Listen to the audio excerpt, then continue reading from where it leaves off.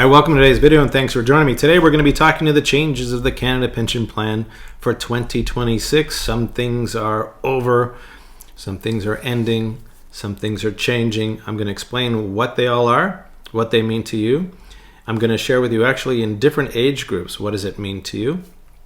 And then go into a couple of examples and then let's hear your comments. Again, like and share this video, put your comments below. You guys always go off on CPP, so I'm hoping you're going to do the same thing. I love reading your comments. Let's get into what's going on. The Canada Pension Plan and the changes for 2026. Okay, so the first thing that's changing obviously is the annual inflation increase to the Canada Pension Plan. This goes up every year. This year it's only going up by 2%. We saw some higher increases in previous years. Inflation was much higher back then. Inflation has come down. That's why you have a 2% increase to the Canada Pension Plan for 2026. The next one is the YMPE adjustment. This is the year's maximum pensionable earnings. This is the amount of T4 income, salary income, that the government uses in order to figure out how much money they should be taxing you to contribute to you. You know, always notice I use this word tax because it is a tax.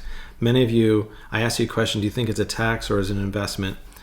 I think of it as a tax, but because you think about as an investment, could I choose something that might grow a little bit higher than what they're going to pay out? Probably.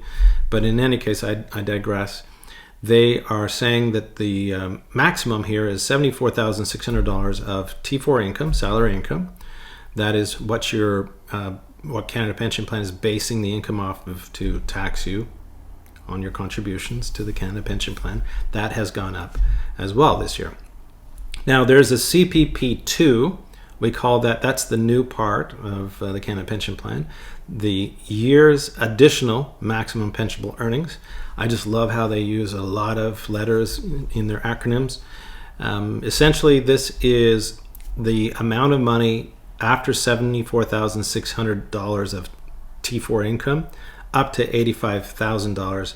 There's a different tax to that. If you're working and still contributing to your Canada Pension Plan, to 4% tax, you're contributing 4% of that money from $74,601 to $85,000. That goes towards your Canada Pension Plan as well. And then the last is wage growth. This is what's over. This is finishing December 31st. This is the period of time of the enhancements to the Canada Pension Plan from the period of 2019 to 2025, where the old Canada Pension Plan was to replace about a quarter of your average earning years of income, and now it's going to target a third of your earning years. That's a good increase, right? But it's who is going to get that. I'm going to share with you that in a minute. And then the YMPE number, that the amount of money that the government, that threshold that they put on your income in terms of understanding how much to contribute to your Canada Pension Plan, that has steadily been increasing, and that has now gone up by 14%. And so you can see now that that is the period that's been completed. It's over. There are no more enhancements, at least for the time being, on the Canada Pension Plan. So what you can see going forward is really the two things here. You've got the inflation going adjustment each year, hopefully going to be higher. I'll explain why I think that is going to be the case. And the YMPE goes up each year as well. Okay, what it means for you. We're going to go in basically in ages, right? And give you some sense of where this might work for you. If you were 65 years of age back in 2019 and you were in retirement, then all of what I just talked about doesn't really make any difference to you. The only thing you're getting is the annual adjustment to the Canada Pension Plan. In this case, it's 2%. So for Robert, he just says, I get 2% more money. Now, you have Steve, who is still working. He's going to retire in 2030, a few more years, 4 more years of working. He is paying those higher percentages into the Canada Pension Plan, including if he's making over $75,000. He's paying into the CPP2 as well, but he's not going to really reap the benefits from that. He's going to get $500 of extra money when he retires in 2030.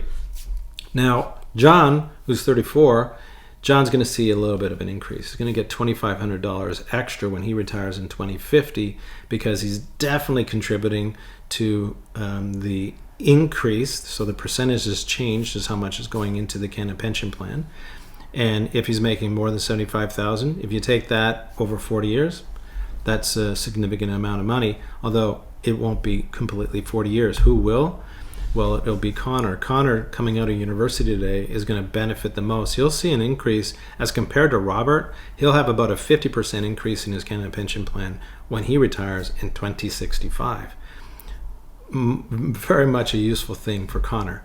Now, as a side note, I used hockey names as first names for these four gentlemen. And maybe you could think about who I'm thinking about. Think about the age group and the names, and put in the comments below which NHL hockey player in those, not genre, but era, who I might be. I think Connor is probably the easiest one, right? But they're all, except for Connor, they're all Toronto Maple Leafs. Okay, I don't want to start a war, Toronto Maple Leafs, Montreal, Ottawa, or who's going to win the Stanley Cup. But if you want to share that too, I'd like to hear that too. Panthers, maybe? Okay, let's go into a recap of the Canada Pension Plan and what it means for you in this infographic. It's pretty simple, basic. If you're retired today, you got a 2% increase to your Canada Pension Plan. Yes, in 2023 you had a 6.5%, in 2024 2.4%. Inflation was much higher. Inflation's coming down, so we have a lower increase to the Canada Pension Plan. If you're working, and especially if you're self-employed, you're paying both the CPP employee and employer rate. That has also gone up. And if you've got a long runway ahead of you of work, you can expect to have your Canada Pension Plan replace about a third of your employment earnings, your average employment earnings, when you go to retire.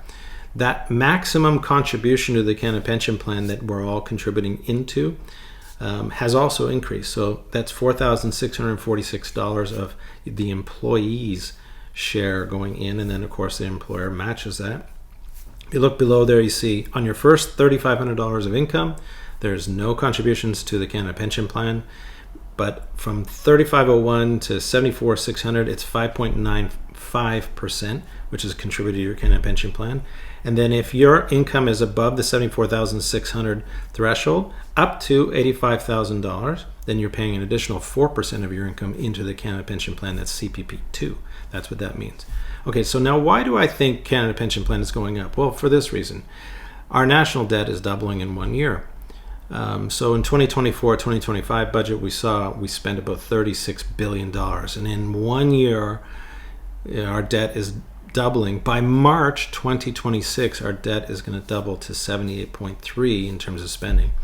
$1.5 trillion of debt in Canada. I can't imagine that we can double our debt and not see inflation go up. It just doesn't make any sense to me, even though Bank of Canada says it's going to remain relatively flat. I don't know how that's achievable. Maybe some of you economists can chime in. To me, when you increase a country's debt, you typically see inflation start to come in play.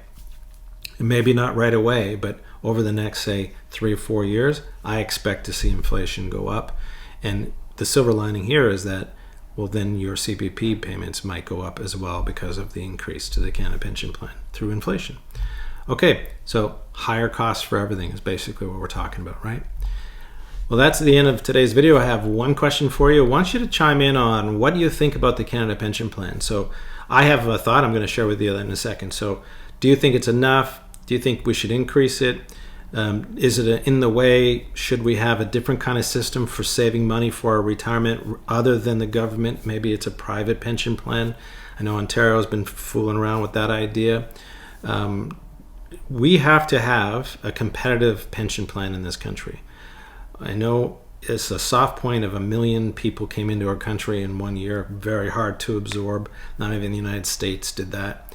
But we have to be able to attract talented people to come into this country, just the way our country was formed, right? People from all over the world with skills and desire to build a country, and we need talented people to come into the country, and we need to have a pension plan at the end of their life of adding value to our country. We have to be competitive against all the other countries. So I think we need a pension plan in this country. But one thing that I'm going to share with you that I don't like, because I see it in the plans that I'm doing every day, And that is the way Canada Pension Plan is treated at the passing of a spouse. If the surviving spouse is already at their maximum Canada Pension Plan, they're not going to get any of that deceased spouse's plan. It's going to go poof. It's going to leave and go back into the Canada Pension Plan. I don't like that. As a money manager managing money for clients, when somebody passes away and they have money left over, we give that right to the beneficiary or to charity or whatever. In the Canada Pension Plan, that's not the way it is. If your CPP is at the max already, you can't have more than your maximum, and so that money goes elsewhere to other people. I would like to see the change where that money continues with you. You've contributed. Now think about where the Canada Pension Plan money comes from. This isn't the government. This is the government taking our money and investing it. But this is your working years, you being taxed on income, your employer being taxed on your income, and then it's invested and given to us as an annuity later on in our life. If you were to do that in your own money, as you do in your RSPs and TFSAs, you get to pass that money on. Now, you worked all your life. You were gainfully employed, constantly upgrading your skills, tried not to take many sick days. You put in your time and your effort. That money should last not just your lifetime. It should be an asset that belongs to your family. This is the change I'd like to see in the Canada Pension Plan. What do you think about that? Put your comments below. Am I right? Am I wrong? Am I off my rocker? Let me know. Again, it was great to see you in this video. Thanks for tuning in. I appreciate you giving your time once again. I look forward to seeing you in the next video. Thanks, and be well.